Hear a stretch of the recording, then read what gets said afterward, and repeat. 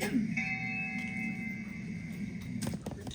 forget to tell everybody you stayed up all night to get these bells. Thank you for your attention. I think the bells work their magic, Dave, so thank you for that. Well, I want to welcome everyone here tonight to the Hammonton Historical Society.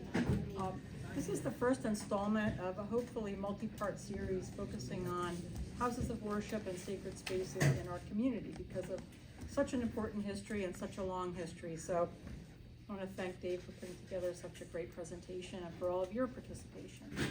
In case people don't know Dave, one of his nicknames is the Mayor of Hammonton. I don't know if you wanted me to say that, but you probably already know that. It's okay, because he walked out anyway. Yeah. Yeah, it's good that he doesn't hear it. But Dave is a retired teacher. He's a freelance writer, a poetry workshop leader, and he's also one of the trustees at the Historical Society. He's taught at Lenape High School, Atlantic Cape Community College, and Temple University, and holds a master's degree in the psychology of reading. Dave has presented on a wide range of cultural and historical topics, including half a dozen talks on the operas of Richard Wagner, hosted by the Life Mission Fellowship, who will be speaking tonight as well. These are also on YouTube, just a small commercial. Thank you. Watch them anytime. He also serves as a docent at the nearby Discovery House Rosary Garden, and we had the opportunity last summer to take a tour there, and it was just an amazing experience, so highly recommend that. In addition to this type of work, he's active in a lot of volunteer efforts, including the Kiwanis Club, Towns Committee on Homelessness, and the Walt Whitman Association. So without further ado, I'd like to welcome Dave Murphy. Thank you for coming. Well, that was very nice, Eileen, thank you. I would also like to thank some of the good folks of Hammonton who have helped put this evening together, from press releases to the evening itself. Thanks to everyone involved in the Canoe Club, a beautiful facility with great views that is very well maintained and staffed. Eileen, where are you? There you are. Thank you for your support, your guidance, your hours of work, your patience, and your sympathy. Appreciate all you did for publicity, name tag certificates, etc. Debb and Greg White, thank you for almost everything, from technological guidance, resources, and suggestions to tonight's eats and drinks with help from others too. Greg, your ongoing consolidated timeline of Hammonton is nothing short of a Herculean effort and very useful. I should also like to point out that before you leave, you want to look at this triptych over here, this three-part poster that Debb created and brought in tonight of houses of worship here in Hammonton. I also want to thank some others who have put up with me on the beginning of this journey of looking into the history of sacred spaces in Hammonton. First, my wife, Joanne, who often looked at me while I was texting and say, "Can I talk to you?" Not right now, I'm texting Deb, or I'm texting Eileen. Thank you, Joanne. Then, in no particular order, I also want to thank Bill Parkhurst, Irma Woodman, Brian and Jason Morris, Pastors Rachel Sutphin, Tiffany Travia, Adam Krell, and Anthony Parise. I also want to say I owe a lot to the incredible collection of books and material at the Historical Society of Hammonton that you're welcome to visit. Tuesdays and Saturdays from 11 to 2. It's worth going in there. There are many materials you can peruse or purchase, and most of the people I've mentioned early in this are members or trustees of the Hammonton Historical Society. I also want to thank Reverend Ernie Williams, who used to be with the Methodist Church, and other clergy whom I interviewed several years ago for a series of articles I wrote for the Hammonton Gazette entitled Hammonton Houses of Worship. This is not a Dave Murphy production. This is truly a big team effort tonight. And I want to thank all of you for being here tonight. And let me hastily say, Greg, do I need the microphone? Can everybody hear Dave okay? Okay. Apparently I not. didn't know if we needed it for recording purposes either. No. Nope. Where's Frank? Right? Okay. Coincidentally, today is the National Day of Prayer, a day President Truman formally instituted in 1952. we didn't realize when we scheduled this evening that the National Day of Prayer occurs on the first Thursday in May. We just forgot, I guess. Perhaps though, as the saying goes, there are no coincidences. Exactly. Debb White will share with us shortly her fascinating video on the early houses of worship in Hammonton and environs. I want to point out that we may use the word church in our presentation, but the series we begin tonight is about sacred spaces or houses of worship in town. We do not want to forget, too, that those sacred spaces may go back about 40,000 years. The millennia, the Lenni Lenape inhabited this area. Some of them worshiped one main god, if you will, and 11 lesser gods, or so I have read. All of us are victims of what we read or are taught. So some errors may be part of our evening. We are a work in progress. By the way, after President Jackson signed into law the Indian Removal Act of 1830, most Lenni Lenape were forced to head west. However, in the 1840s, some Nanticoke Lenni Lenape were hidden in, at the time, the new St. John's Methodist Church in Bridgeton. Some of their descendants still attend that church today. And I can't read what else says here. You wrote it. Yeah, I know. I even typed it. Came out in a foreign language. Anyway, among the people who have done so much for the Historical Society of Hammonton is Debb White. She is everybody's go-to person in our society.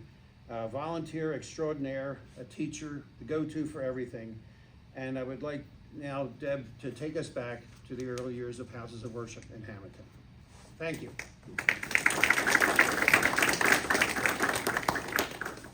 Thanks, Dave. I just want to say that I'm going to show a video here shortly.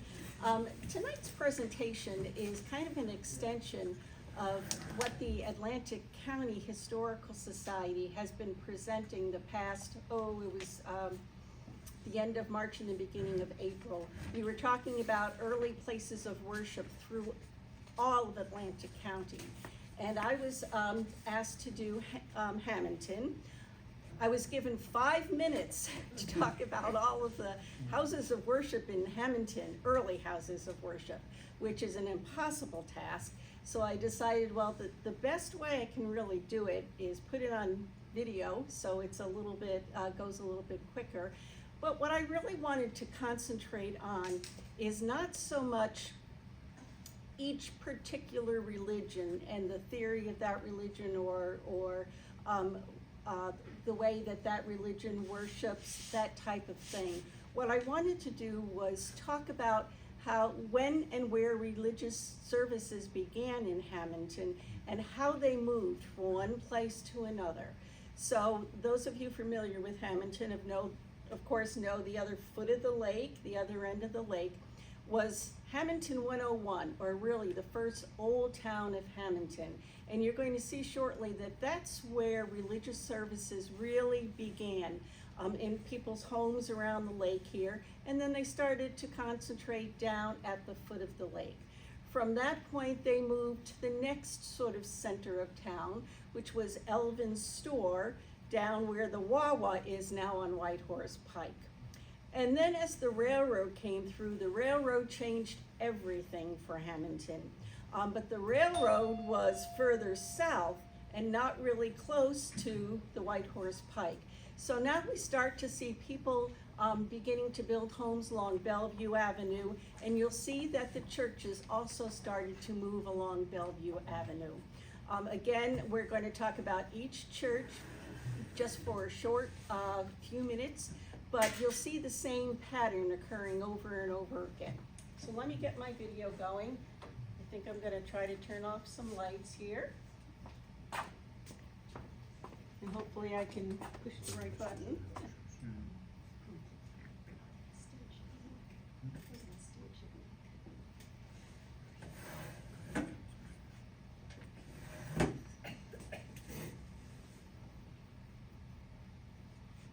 Beginnings and Movement of Religious Orders in Hammonton, 1820 to 1920. This photo depicts the sawmill located at Coffin's Mill. It was this sawmill that initially provided employment for the men of the village. Note the location at red number 1 on the map at the foot of Coffin's Mill Pond, now Hammonton Lake. Evidence indicates, in 1814, the first church and school was a log cabin built by William Coffin and known as the Schoolhouse by the Lake. Religious meetings had their beginnings in Hammonton as early as the 1820s through the late 1890s. Numerous religious orders can all trace their origins to this time period, including the Methodists, Presbyterians, Baptists, Episcopalians, Catholics, Universalists, Unitarian Society, Spiritualists, and the First Church of Christ.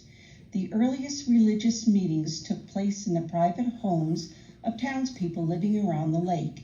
These meetings were not always consistent in format, frequency, or clergy. However, organized gatherings can be attributed to the Methodists as early as 1827. Records indicate Methodist services were held by a traveling minister in Charlotte Speakman's General Store on Pleasant Mills Road. Refer again to the map of Coffin's Mill and its proximity to Speakman's General Store, red number 2. Later, around 1857, a cabin in the woods about 1 mile west of Coffin's Mill and Hammonton Lake was the home of a primitive combined school and church. The location is identified as red number 3. Unfortunately, no structural remains of the small church have ever been identified. However, multiple grave sites, now surrounded by only an iron fence, mark the believed location of a cemetery, church, and school. In 1858, Methodist services were held in a shanty on Bellevue Avenue. A traveling preacher conducted services every 2 weeks, as well as providing services in nearby Waterford and Winslow. By 1861, parishioners moved to a nearby general store owned by George Elvins, one of the early fathers of Hammonton. The store was located at the intersection of Main Road, now Whitehorse Pike, and Bellevue Avenue, red number 4. A new and permanent pastor was paid $100 per year, and the congregation numbered 120. Finally, in 1866, the First Methodist Church, a 2-story building, opened its doors on Bellevue Avenue. Number 5 identifies the location of this church. A sketch of the original church is shown.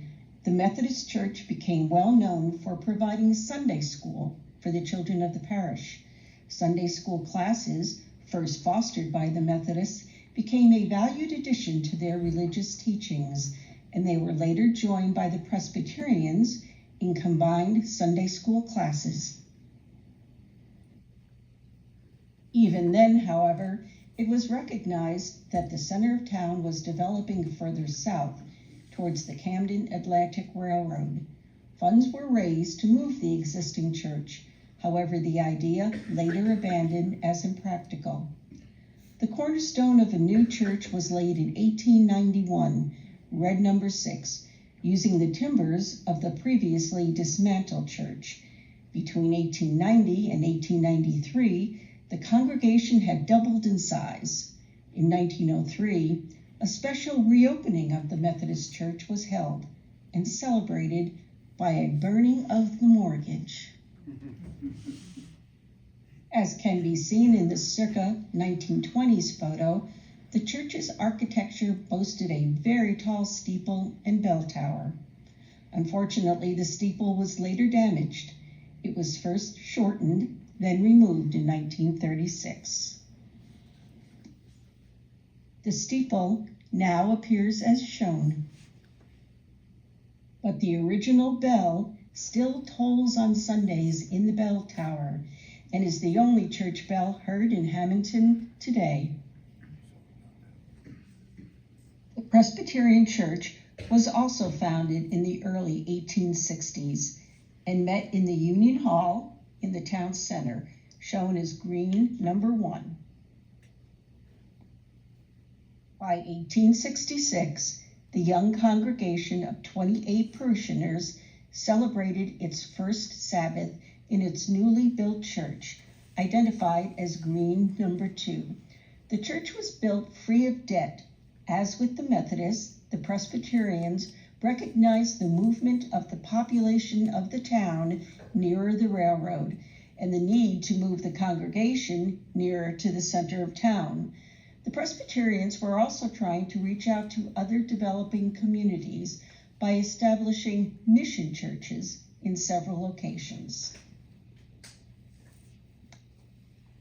For example, the growing number of Italians in Hammonton necessitated the need to establish the Italian Evangelical Presbyterian Church. They physically moved their original 26-year-old church to the location on the map on Tilton Street, shown as green number 3. The building is now in private hands. The present Presbyterian Church, green number 4, had its cornerstone laid in 1896. A photo of the newly constructed brick church is shown. The church has had several renovations, including the large 1960 educational building. The church will soon celebrate its 130th anniversary. The Baptists also started services in Hammonton officially in 1859, and like the Methodists and Presbyterians, did not have an actual church to worship in.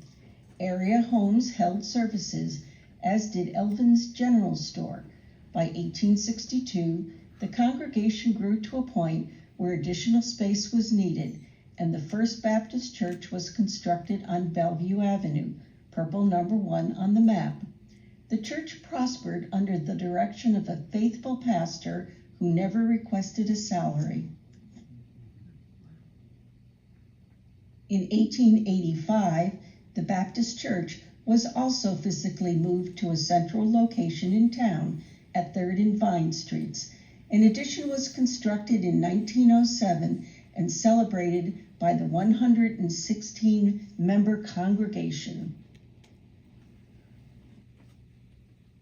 This year, 2025, marks the 140th anniversary of the current church. The original structure of the church is still recognizable at the same location, purple number 2. Like the Baptists, Episcopalian services began in the home of a gentleman on Hammonton Lake. It was not until 1871 that public services moved to the First Presbyterian Church. The congregation grew to 140, and funds were secured to build the First Episcopal Church. Later that year, the cornerstone of the church was laid on the south side of town near the railroad tracks at 12th and Washington Streets. Although services did commence in 1871, the consecration of the church did not occur until 10 years later, and a rectory was then added in 1889. Refer to the map on the left and the black number 1. Note the proximity of this church to the Camden Atlantic Railroad and the Reading Railroad. In 1921, St. Mark's Episcopal Church from Pleasantville purchased the property belonging to the Universalist Church, more centrally located at Peach Street and Central Avenue, black number 2 on the right-hand map. The old Episcopal Church on Washington was torn down, and the stone used to construct a new sanctuary added to the Universalist Church. The church was later sold to the Roman Catholic Church, and the Episcopalian congregation disbanded. Catholic religious services found their roots somewhat later in early Hammonton, circa 1880, in the home of a resident in Hammonton. Well-known contractor William Burns House constructed the first St. Joseph's Church in 1886 on 3rd Street, shown as Blue Number 1. The pews and a large painting of the crucifixion came from a declining parish in Pleasant Mills. The Mother Mary and Christ child, seen on the right, is still present in the church and the center focus of the annual Feast of Mount Carmel celebration. The parish saw many changes in clergy during its early years, and it was not until 1903 that St. Joseph's held its first Holy Communion class, consisting of 24 children. A new church was dedicated and built in 1919, and the Catholic religion subsequently grew to be one of the most successful in Hammonton during the 20th century. Other religious orders, such as the Spiritualists and Universalists, with many prominent persons in town as parishioners, were very influential in early Hammonton. Their places of worship served as women's social circles, lecture halls for many types of public meetings, and stages for various forms of entertainment. However, the religious practices of these early groups declined in popularity and were no longer present in the community by the 1920s. Thank you for your attention. Bravo.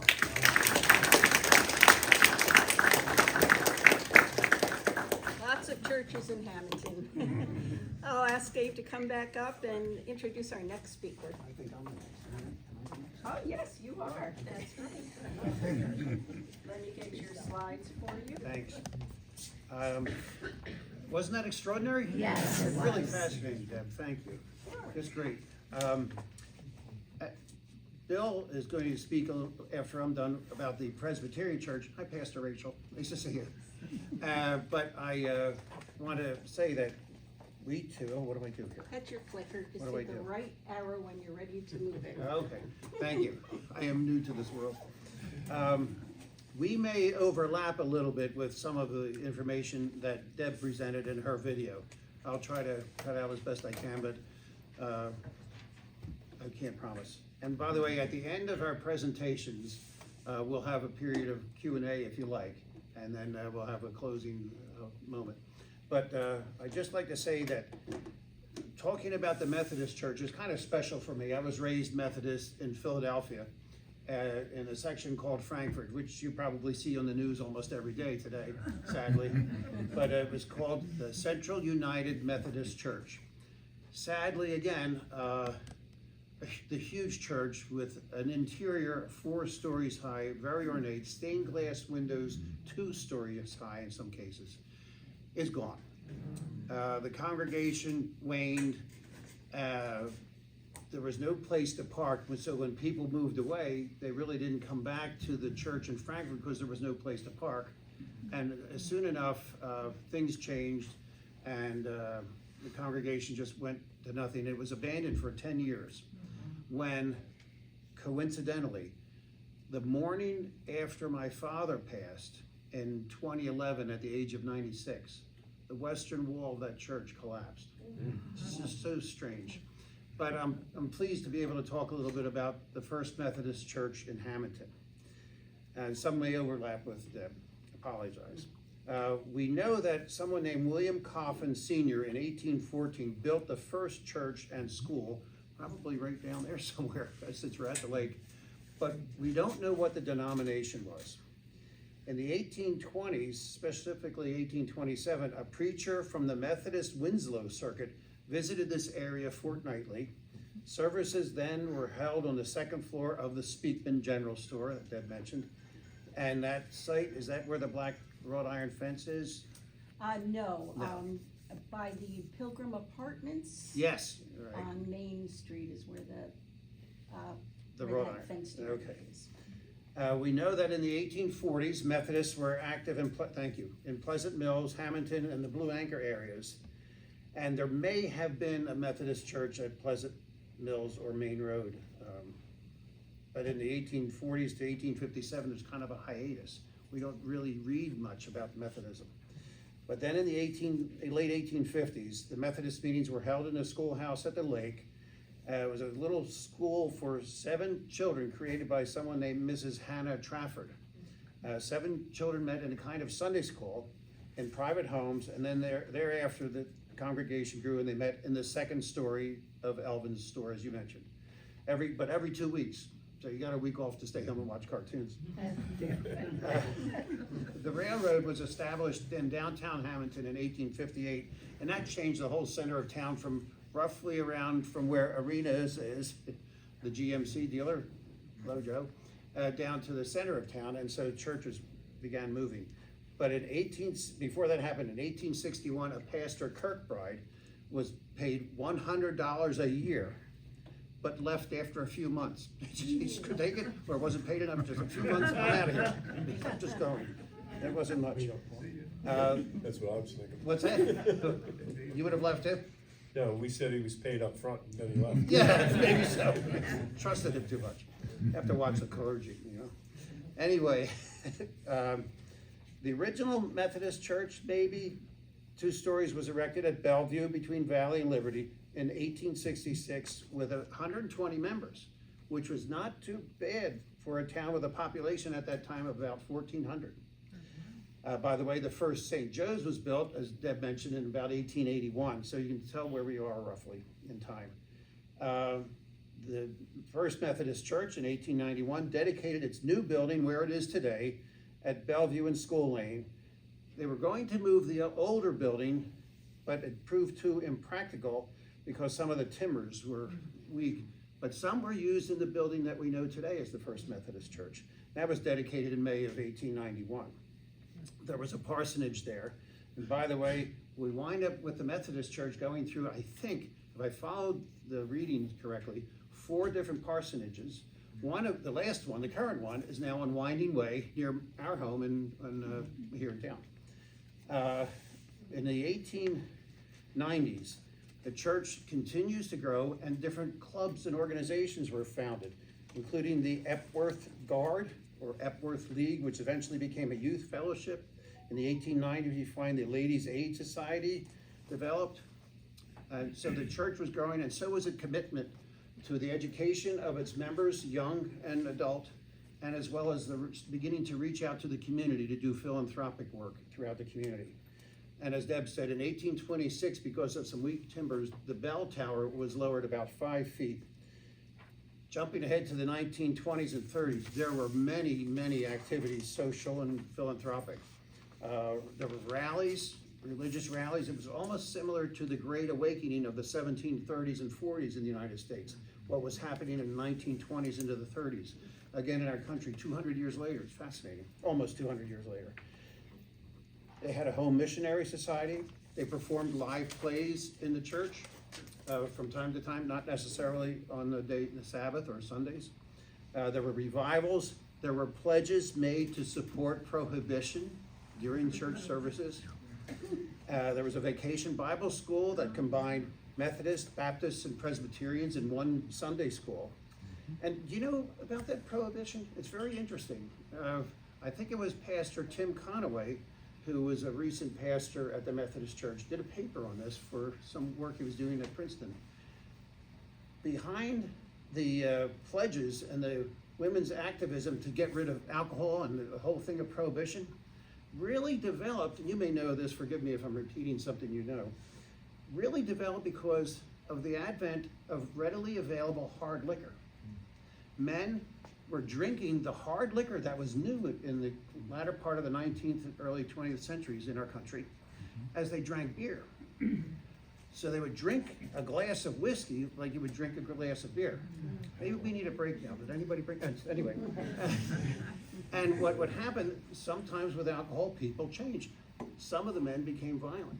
That's why the women were especially opposed to drinking and why they really pushed for prohibition. I thought it was fascinating. I owe that knowledge to Reverend Tim Conaway of the First Methodist Church in town, now in Glassboro. Well, he's in Glassboro, not the church. In the 1940s, there was a major redecoration and continued growth, as happened in most traditional churches into the 1950s. And in 1951, some of the young men in church, and some of the men started digging out the basement. You put the place there first, and then dig out the basement, many years later. That happened with the Baptist church in the center of town too. But that basement was not completely evacuated and developed into a kitchen and so forth until 1966. So we have quite about 15 years of work in that basement going on. They even held in the 1970s, the Methodist Church, horse shows, which traveled throughout the town and were often held on the property of Jim Ordilly on 7th Street. Does that sound familiar to anyone here? You might know there was a farm of Jim Ordilly had on 7th Street. That's where the Methodist Church held these South Jersey horse shows. But like a lot of traditional churches in the 70s, membership funding started to decline. There was an estate of someone named Joseph J. Imhoff, I don't know that name, who donated significant funds for the upkeep of that church, and I understand some of that money is still there. From 2004 to 9, the church held auctions and other fundraising efforts for missionary work and construction at a Native American site in Arizona. I think that's an interesting full circle of what this was once occupied by the Lenape. We pronounce it Lenape. I taught at Lenape High School for years. We pronounce it Lenape, but the Lenape were here. Then the Europeans came in, and now we have some descendants of those Europeans going to a Native American site in Arizona and doing some work there. Well, in 2007, the Methodist Church, continuing in its many philanthropic efforts that continue with different means now, of creating a free Thanksgiving dinner. That was Reverend Kathy Chevet and Michelle Perrone began that in 2007, and it still goes on. Like, oh, I forgot about this. I don't have much to do here. That's the current pastor, right on cue. That's the current pastor, Tiffany Bruno Travia. And she helped me get this picture of the interior. Isn't that lovely? That's a great picture of the interior, and as it is today, as it was as yesterday. And there we have it. There's a look at the Methodist Church. I'm thankful that I had some talks with Irma Woodman, and years ago, Reverend Ernie Williams, and some of the work members of the church did for its 150th anniversary in 2011. I just passed on to Greg the booklet they produced in 2011 for their 150th anniversary of their history, kind of a rough outline and annotated history. And once more, a huge thank to Debb and Greg. Thank you. I don't know how to introduce next speaker. People like Angela. Angela, are you still here? Yeah, she's There you are. Hi. Oh, you got a comfier chair? People like Angela and Bill Parkhurst and others, they're the repository of much of the history of Hammonton. And it's a delight to be here. Bill is Mr. Knowledge of Hammonton, Mr. Hammonton, and one of the nicest and kindest people I've ever met. Bill, why don't you talk to us about the Presbyterian Church?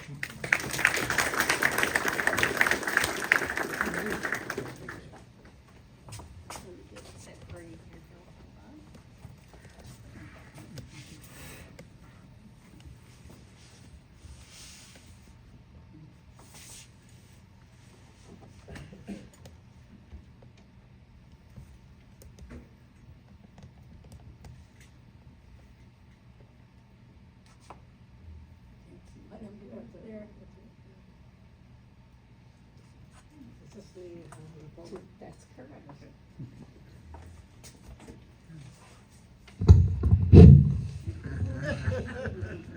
Everybody was telling me they didn't hear me, so hear you now. All right. So I tell you that I got a little nervous when Dave asked me to talk. He said I had 7 minutes and 30 seconds. I've been a member of the Presbyterian Church for almost 80 years. It's tough to put that into something. And so anyway, those who are going to be disappointed about my lack of information, you're invited to come in October to hear the message from the Presbyterian Church's 130th anniversary, sponsored by Pastor Rachel and Johanna Johnson. Thank you, Deb, for your work. She dresses up all my presentations. And here we go. So, figure out how I can do this. I need another hand. The Presbyterian Church of Hammonton. Once this land which the Presbyterian Church was built was part of the Atlantic Ocean. Later, entrepreneurs bought land and advertised in New England, proclaiming the pineland health benefits, and the land so fertile that strawberries could be grown the size of silver dollars. Those possessing hope and courage came and built new lives.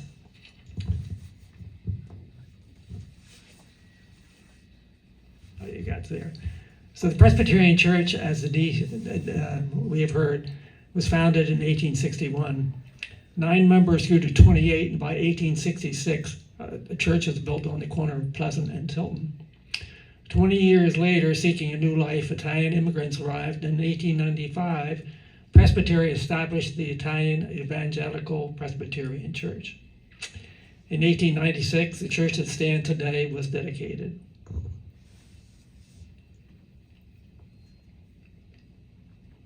Oh, I got that.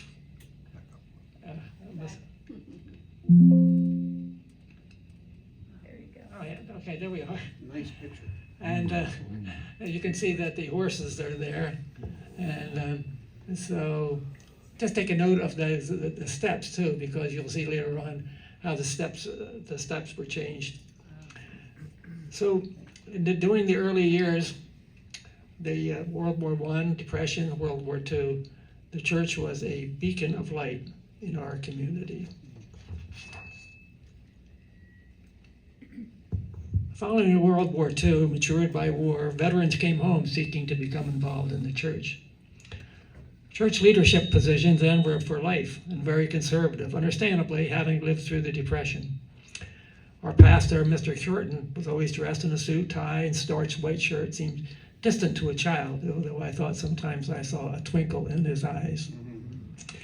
Mr. Curator moved on to the presbytery in 1950, and we called Reverend Ralph Tamaccio, a 6'4" former Army sergeant with an engaging smile and short-sleeve shirts. I thought as a child, wow, husky Army sergeants could be Christians too. The modest manse that you will see right here that existed next to the sanctuary was moved. The adjacent Dr. Injami's gracious home purchased and then moved next to the church, but that was just a ripple of things to come. By the start of 1960, there was a new younger leadership roles. Remember the World War II vets. And the next decades were to see times of dynamic change. A church fundraising concern was hired, and the term sacrificial giving became a reality. A church with an average Sunday attendance of 180 raised $100,000. And I looked on the computer, and today that would be $1 million for a new Christian education building.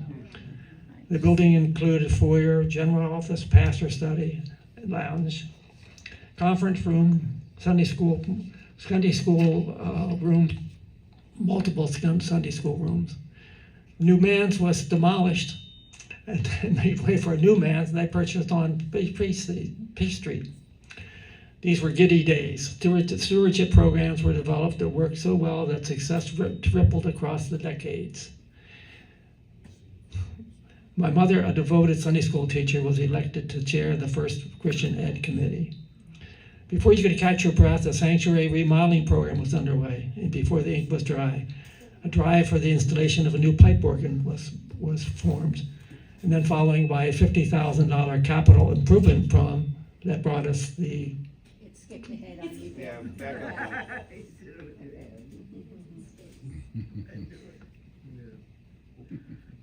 Look, There you go. yeah. So that's a picture that Deb showed that shows the church and the Christian education building that I just described. The leaders of the church were many, but standing out were the Contnesio family. Achille and Akersia Contnesio immigrated from Italy to America around 1900. They met in New York, married, and moved to Philadelphia, where they had 6 children and were faithful members of the Roman Catholic Church. Alas, their favorite priest fell in love, left the church, and became affiliated with the Presbyterian Church. One day, Mr. Contnesio heard the story and went to see him. That night, he gathered his family around the living room and announced, "We're now Presbyterians." Mr. Contnesio heard about a place called Hammonton with a significant population of Italian Americans. So he and a friend, Mr. Prestipino, took a train here and one day bought land along the railroad and built a factory, the C&P Coat Factory, you historians. And he bought a home on Peach Street, and his children, Mary, Jenny, Ralph, Joseph, and Nick, all became faithful Presbyterian members. Nick became our accepted leader. He said, joking to me, that he was a whip, white Italian Protestant. I knew him well since he married my mother's sister, Marjorie Littlefield. And he became not only my uncle, but my best friend. A couple of stories. The paint on the Christian education building had not yet dried. The mortgage was unpaid, but the winds continued to blow. There was a deadlock. The Board of Trustees, we were then a bicameral government, wanted air conditioned and carpet the Christian education room. The Board of Session wanted to remodel the sanctuary. A rare joint meeting was held with each side pressing their point. Hearing all sides, Nick rose, went to the blackboard, added up both sides, and said with a grin, $50,000 capital improvement fund, and it passed unanimously. So that is what you, that's the old, and after the capital improvement fund, that is the new.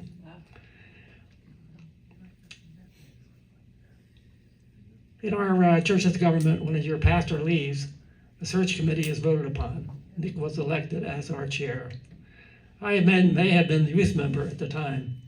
We've visited churches for some time and met on Monday nights to report and discuss. Nick walked in one night, we elected him chair, and he said with a big smile, "I found our pastor." He had been to a savings loan convention in California, and on Sunday had been to the Beverly Hills Presbyterian Church and visited with a young associate pastor, Jim Hinch. Such confidence we had in his judgment, we voted to fly Jim into Jim Hinch to preach to our congregation, who would then vote. Bob Shank and others heard about it and suggested we fly his wife too, which we did. I gave the eulogy at Nick's funeral and concluded with a quotation from the founder of the national parks: to know the man, but look around you. Sorry.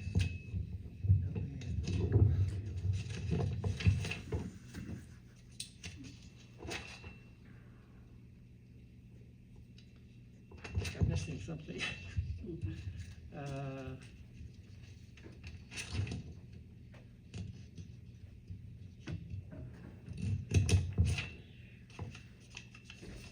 The Spanish ministry was established in the 1960s with a full-time Spanish-speaking pastor called to conduct Spanish-speaking worship service and to minister to the growing Hispanic population in Hammonton. Next entry, a nearly $400,000 fundraiser provided for complete handicapped accessibility, including an elevator and remodeling. As you enter the sanctuary for worship, you feel a sense of warmth created by the warm browns of the wood, gold color of the fabric, a sense of reverence when you experience the arched ceiling, chancel, and you know that God is glorified here. Stop by during the week. Perhaps you'll want to join the evening Bible study. Or maybe you want to sit in one of our bell choir rehearsals, or English as the Spanish language. Check out your outreach program in the community. On Wednesdays, our deacons provide food through the food pantry and provide clothes through our clothes distribution center. These services provide needy families in our area with life's essential for food and clothing. We strive to serve the Lord. Bravo. Thank you. Bravo. I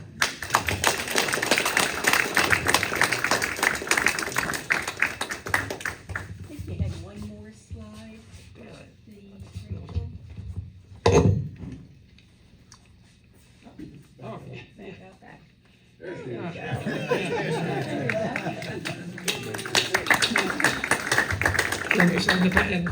In the past July, that we had the beginning of our latest history, and that is our Pastor Rachel, who is with us tonight, and has already begun making big history, and she is beloved by her congregation.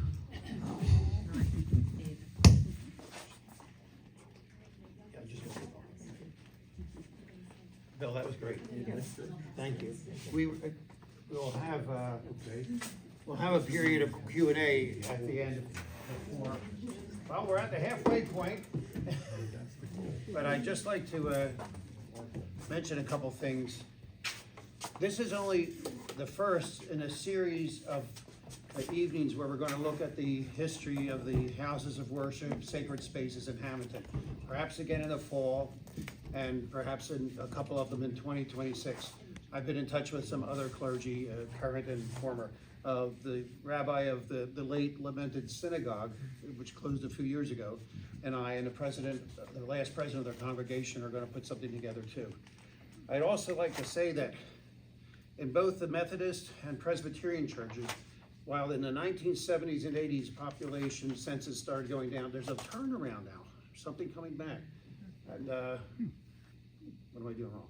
Nothing. Oh, okay. I'm just gonna start your video. when you're Oh, that's ready. right, I forgot. I have to add that the bell in the Methodist Church bell tower is rung by Pastor Tiffany's son, Isaiah, Yes.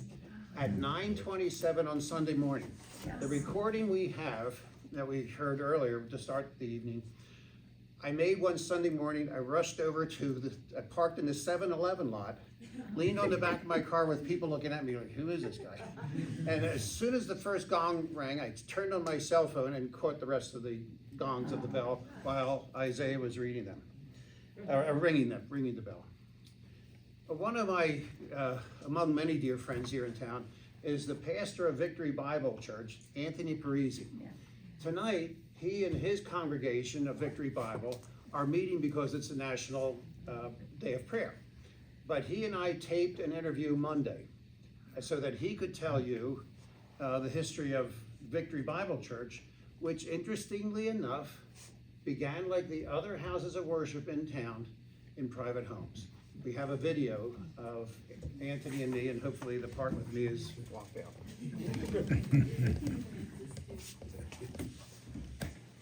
He wishes he could be here and sends his best wishes to everyone here. And here I'm sitting with Anthony Parise, the pastor of the Victory Bible Church. And Pastor Anthony, as he's often called, is going to tell us a little bit about the history of Victory Bible. Anthony, thanks for doing this for the Historical Society of Hammonton. I appreciate it. I wish I could be here live, but we have National Day of Prayer. So, And it's appropriate that we have National Day of Prayer the night we begin this series on the churches of Hammonton. yes. So how did this Victory Bible Church, which has roughly 400 members and a beautiful facility on Egg Harbor Road, begin? It began, it was a firehouse in Egg Harbor Township where we met, and it was people from Hammonton going down there, but no one from around there going to the church. Roughly 1990, is that right? 1989, 1990, right in that area. And then we spoke to the pastor, and the pastor decided to move the church up to Hammonton, so we met in my living room, set up chairs, like pews, basically in my living room. There'd be 15, 20 of us there meeting. We did Bible studies on a Monday night, and in the process, we began to look for a site in town that we could meet, and that brought us to the village shops, and we met there for from 2001 until we opened this in, not 2001, 1991 at the Village Shops. And we met there until 2001, where we finished this place. Where we yes. are now. Now, it's interesting that many churches, many houses of worship in our town began in people's homes or even atop a store. So you're in good tradition there. It's a wonderful thing, yes. Well, the early church, they had, churches and And homes. in the early church, there was a symbol known, it was the fish. Yeah. And so why was your church for a while called the Fish Church? Because we were next to the Hammonton Fish Market. That's right. There it was, right outside of our doors. So we met there from 91 to 2001. And your congregation's growing all the time, I suppose? Congregation grows, it wanes, sometimes God adds by subtracting. It's all maneuvers that, the Lord builds his house. That's what he said to us. So we just follow his lead. But so 10 years there, we bought this property from Bill Lamanna back in like 97. And we're talking now on Egg Harbor Road. On Egg Harbor Road, yes. This used to be the place of Visitation Rivera. That's what he met here, big concrete guy contractor. Okay. So we bought this place from Bill Lamanna, and then 2001 we started to build. 2001 we opened. I guess 2000 we broke ground. Do you remember the architects or designers? The architect, I can't remember his name. Well, we can add that, Yeah. possibly. The But we architect, I didn't. can't remember his name. But it came from what you saw as your needs and how a church should look for a Yeah, church family. yeah, we, looking around at buildings going around and things like that. So Ron Sorelli was the builder of the first phase, and And that first phase is what we know as the sanctuary today? it's the sanctuary. It was a small fellowship area and lobby, basically. Okay. It was probably 60, I can't remember, 65 by 100, something like that. I'd have to look at the original plan. Well, the church is certainly much larger than that now. What happened Yes. along the way? Well, it started to grow, and people started having kids, and so that brought on the second area, or gym, which I guess we started that construction in 2006, building that, and when that was finished, gave us a gym, gave us. That's a massive structure, the gym. Yeah, it really came out nice. What do you call it? It's not a gym, you call it Hammonton Rec, the Family Rec Center. Family Rec Center, yeah. So.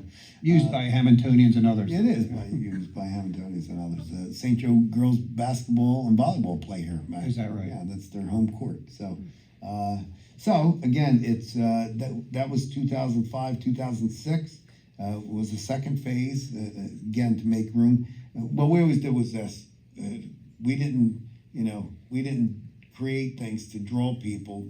We trusted God to, when he brought people, now they needed someplace to be. So there was a lot of kids, they needed kids ministry. That brought the second building. You might say the church is not the building, it's the people. It's the people. I see.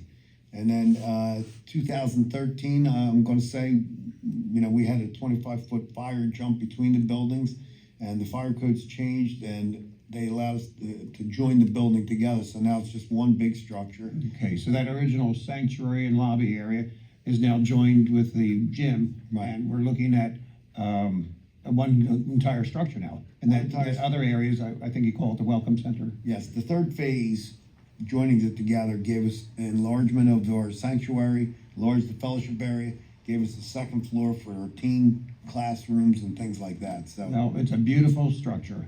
now It's a we great and then we were filled up here. We only had a little bit more we could build here, but then the property next door became available, and we were able to purchase that, and that's at 810 South Egg Harbor Road, and that gave us our offices there and classrooms and stuff like And I that. think it's great that you do so much in the community too, like you just completed the Passion Play series performances. And you also have that beautiful Living Nativity, and you're very active in the community here in Hammonton, which is important to the history of the entire town itself. Yeah, Anthony, Pastor, I really want to thank you for this moment. thank you, Dave. I appreciate it. It means a lot. Yes, sir. Bless you. You as well. Let's hear it for Anthony.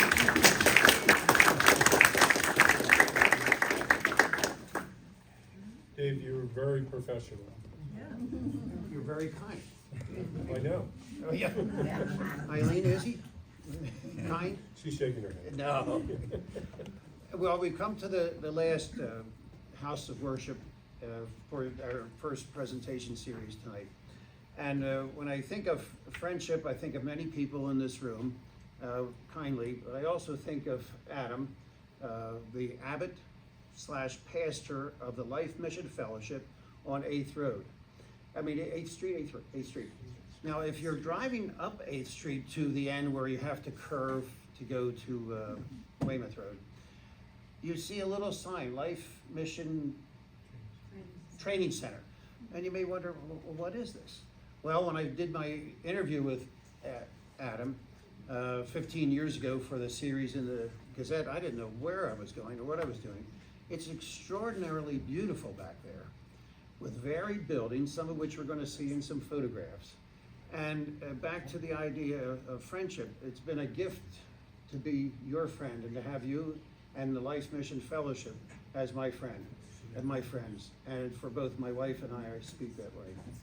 I wanted to introduce Abbot Adam Krell of Life Mission Fellowship. And then we'll have a Q&A and a little presentation thing, and then maybe a little music. Call it a night. Thank you. All right, well, thanks for having us. This is great. I'm so interested in the history of Hammonton. I've been in Hammonton myself since 1980.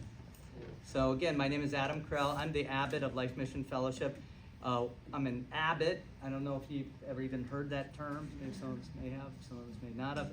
Abbot is the head monk of a monastery. And so we're in a monastery. We're a Protestant monastic order, in fact.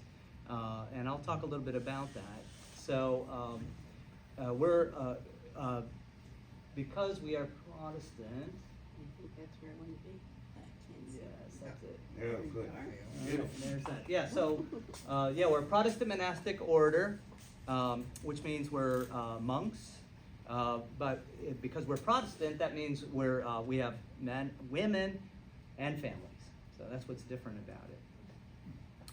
Okay, I hope I pressed the right button. Yeah, there we go. So what is a Protestant monastic order? Protestant monastic order are members who devote their lives to serving God, His people, and His work. And we try to express the love of the Father, Son, and Holy Spirit by caring for and serving others and each other. And we want to make the world a more beautiful place and care for others in need. So our facility, as Dave said, it's a 15-acre campus on 8th Street. And naturally, as a monastic order, we have a common meeting and dining area. And we have apartments for the members as well. And so we began in 1970 as a missionary organization called Youth of the Mission. I know Bill knows us. We've known Bill for many, many years. And we used to go to Parkhurst all the time and shop. And of course, one of our girls, Margie, worked with Bill for many years. And so anyway, so we originally started off in 1970 as a missionary, a missionary organization for young people.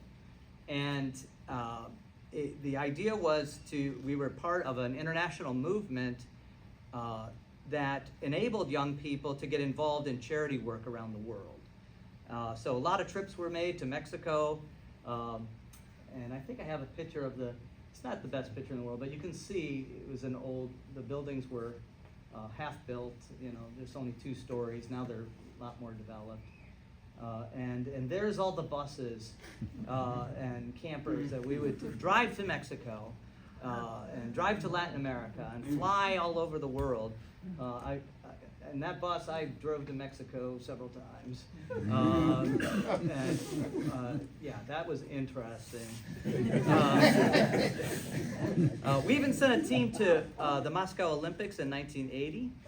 We had our own personal KGB agent that followed us around wherever we went. So the first members of our organization back then worked at the Deer Park Cookie Factory. And I don't know if any of you remember that, but I do. Right there in Yep, Egg Harbor Road. that's right, right on Egg Harbor Road. So, believe it or not, I was here then. And so they worked at Deer Park Cookie Factory, and that's what they used. Their pay is what allowed us to build our first buildings. So as I said, I started with the organization in 1980, and that's my beautiful wife there, my bride, who is with us today, Lisa, and then the prior. So I'm the abbot. The second in command is the vice president. That's called a prior. That's Austin Harding. There he is. He's actually busy tonight. He came in 1978, so he actually predates me a couple years. So what do? We worship together. Oh, jeez. We have interesting guests. We educate and train, we celebrate the arts, and we help the needy. So we're a regular church, even though we're a monastic order, which means that there's a higher level of devotion of the members. For one thing, they live on campus. Everyone has their own apartment. We take vows of faithfulness and vows of commitment to Christ and commitment to the world and to God's people.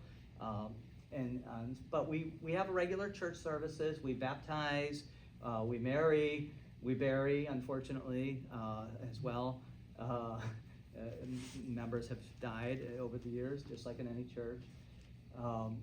And we also run a K through 13 school, a private school, Christian school.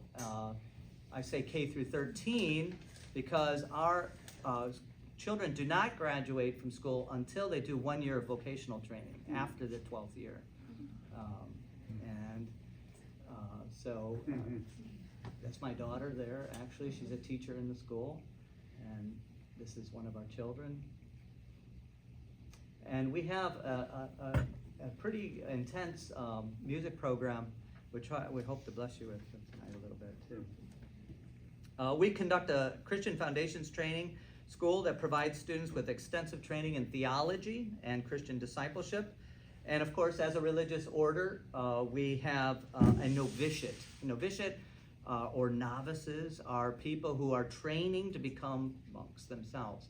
And so we have an extensive 4-year novitiate. Part of our training involves travel to Europe. We take our students to Europe, both London and Paris, and as part of their training. In high school, they go to London, where they learn about the English heritage and the English common law, as well as the foundation of Western civilization. And then as a novice, they go to Paris, where they learn about the eldest daughter of the church, which is France. And we visit a lot of cathedrals and learn a lot about religious Christian history. And you can see Caravaggio there in the background. That's at the National Gallery in London. And some of our classrooms there. A little award time. And our students in the novitiate go to world-class conferences, and this is one that's held out in Michigan.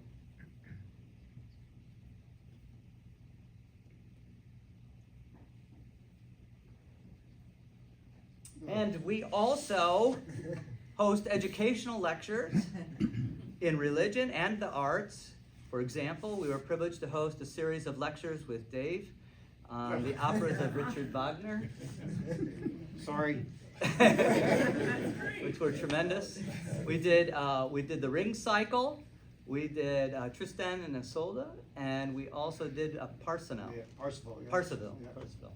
And so Dave, I told Dave, look, I know a lot about a lot of things, but I know nothing about opera. And so Dave took us under his wing and gave us a lot of teaching on that, and we were really grateful for that. Thank you. And speaking of the arts, that's a really big part of our work. We celebrate the arts. It's how we serve our wider community. There's various presentations we do, and we feel like I don't know how many of you have ever read, and Dave, you're gonna have to remind me of the book's title, How the Irish Saved Civilization. Yeah, Cahill's book. Cahill's book. Yeah. So, monastic orders really preserved civilization. Yeah. And when the fall of Rome and the barbarians, and there was chaos and all of The Vikings and everything, the monasteries really were centers of education and learning and the arts, and we kind of see ourselves as a modern day expression of that, and so the arts are a big part, meaningful to us. This is our team at New Standard, the new nursing home or assisted care facility, which two of our girls work there. One has moved on, but at least one of our ladies work there. But we also provide concerts to them. And I'll just do it. I have a real brief video that just gives you like a little taste of that. And so I'll play that for you.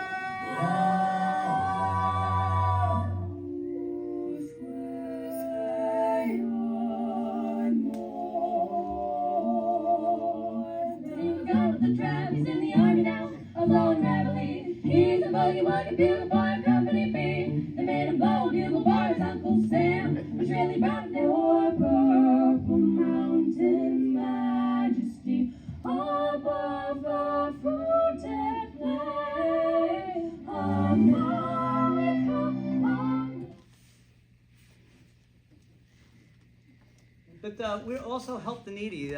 We had the privilege to be able to take a load of handicap equipment, wheelchairs and other handicap equipment to Oaxaca, Mexico, and me and several others from our community actually drove from Hammonton right down to Oaxaca, which that's at the bottom of Mexico, right? And it was during a time where there was a lot of drug activity and a civil war kind of going on in Mexico. And people were pretty shocked that we would take it on. And in fact, the border guards said, "Are you guys crazy?" But we thought it was. We know this orphanage. We've worked with them for a number of years, and they had made a call out for need of this handicap equipment. So we raised the money to get this equipment. We saw. It was really miraculous how out of the blue people were donating wheelchairs and electric wheelchairs and all kinds of supportive equipment for handicapped people. And so even though we knew it was extremely dangerous, we did it. And I can say, here we lived, but they were very grateful. So that's one of the projects we did. We've gone to the mountains of Mexico and worked with various tribes, and we've been to Tajikistan several times.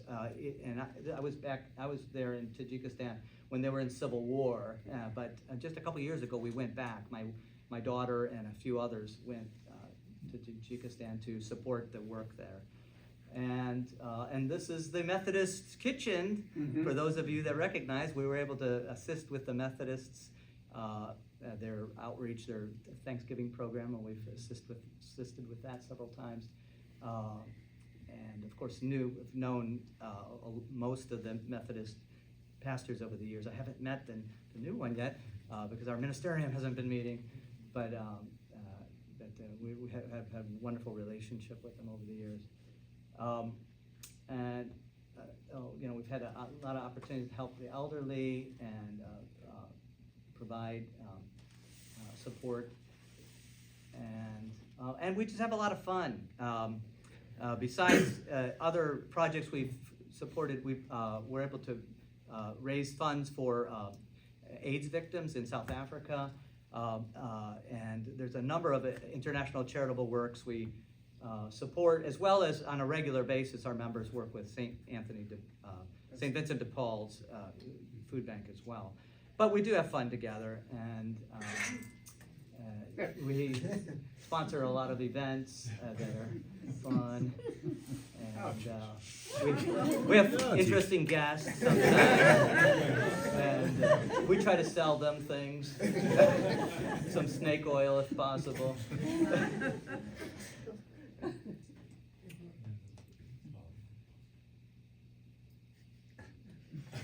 Is that the traditional headgear at the order? Yes. And our latest project is our library. We have started a Christian library, and we're hoping that would be able to serve the local faith community as well. So we're glad to be here tonight and appreciate this opportunity. Thank you.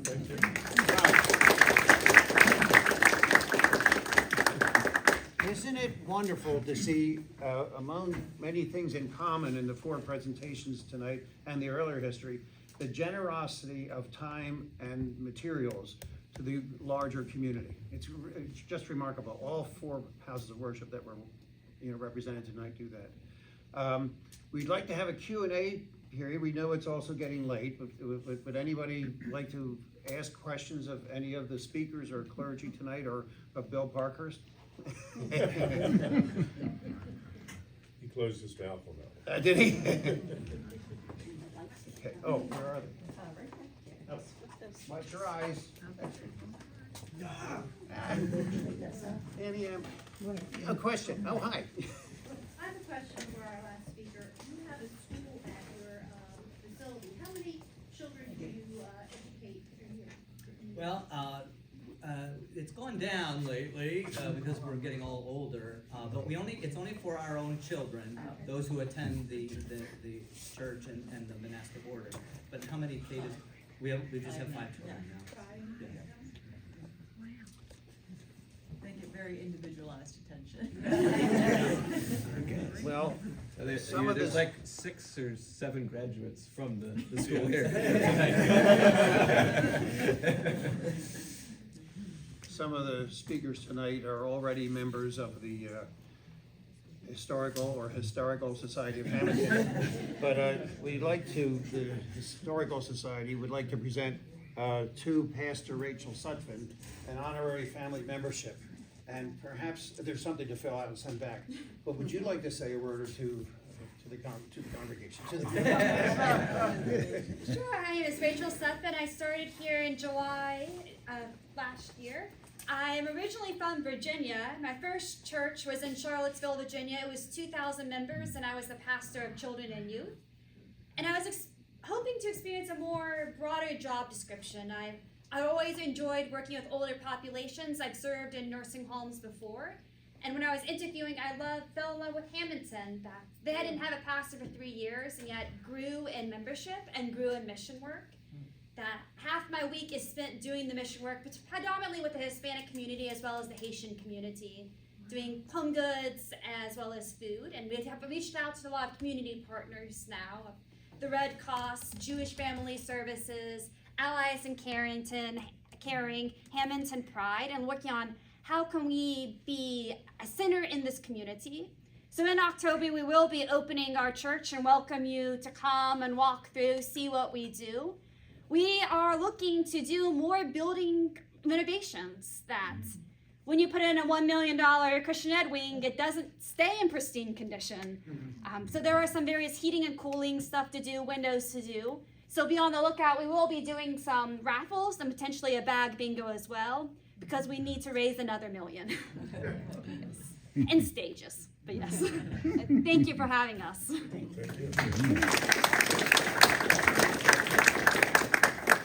And Adam, we'd like to, the Historical Society of Hammonton would like to present you with an honorary family membership. And I understand you're gonna close this evening with a song, with some music. Yes. We're gonna do Twist and Shout. Okay.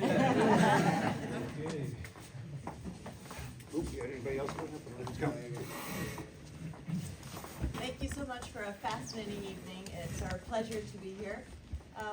Appropriately enough, we thought we would sing a song that's special to us. We sing it every Sunday to celebrate the Eucharist. So.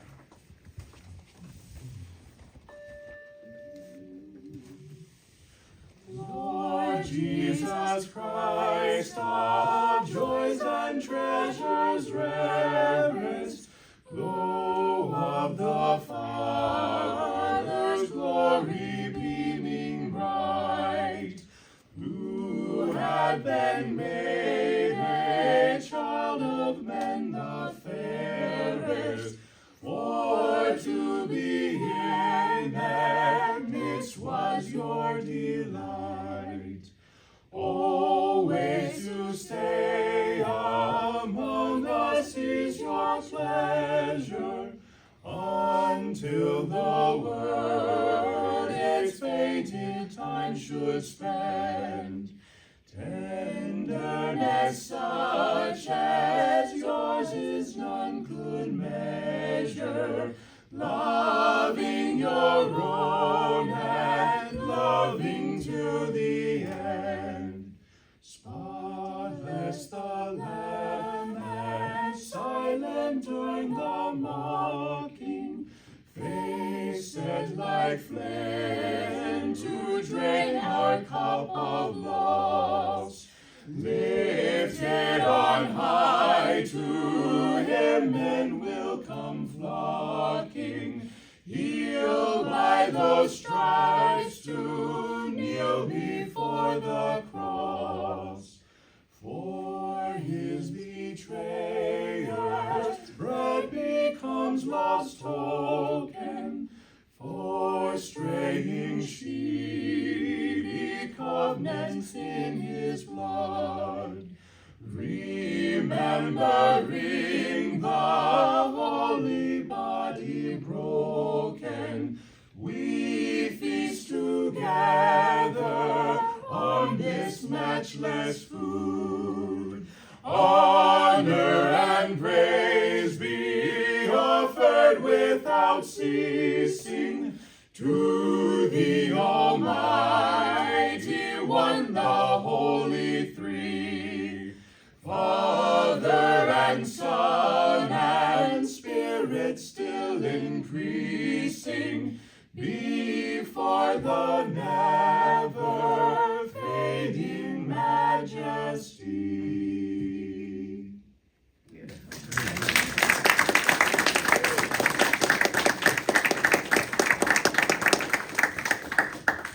Thank you all. Eileen, did you want to say something? No, I just want to appreciate everybody coming out tonight and all of our presenters. It was really a magical evening. Appreciate it very much. Dave, excellent job. Yeah. Thank you, everybody. Thank you